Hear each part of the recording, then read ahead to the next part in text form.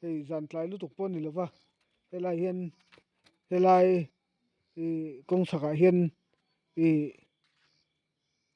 mi pakhat hi zan re apo thureng men te hi anga tinge ni do ni thla nge niang ing mi nge niang ti kha kan han hredu dewa tian min lo kova hei Sunday te ni a Sunday chu tiang he ti chi lu tuk lo ve kan te amar chu an khopa hovin an lo fia thangam lo ani oma min lo kova nu ho te lak lo thila jin te wak te ati thlabar thina chuwen kan han fia ve dona kan mu ani pon hei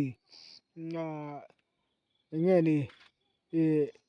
lau lo tur en ngai rungotila chan chu kan ti thang ve to a kan lo mu jing ve to kan lo tong jing ve to a an soi deuh tlat hi nge ni tak tak nge ni do ni ti hi kan an fia do na ni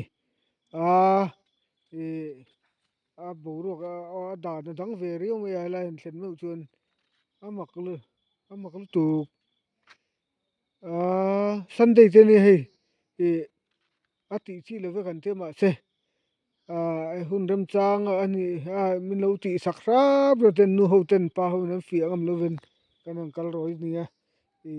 mi khodai ni a hei kan mu ani pon hetiang chu ti than tak tak hiom lo wa hei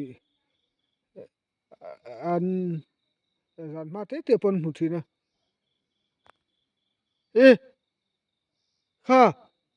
in thil ngi ni a helai ram palai leng lu tuk kal si chu huwe mak lu tu om le to mi lo hei thempa khai mu ve te ro mak lu tuk to helai na thureng khani kha apa mak ve a thureng ati khan tun te khan ni bo tlat na ni nge ni tlema mi tham ve do wang khan ka tirela kan nai lu tuk ngam lo dewa fi lu tuk khang kan tingam lo khan me ren thureng khan omani tena bo le de mo ka mu chiang thiam pa pon chu lo mu rang ani chu makle mai hei zandang ate ani reng dong mi tena bo le tlat to mai se ti vak ngai na chu om lo ni hi kan ho phot mai lo chuan ole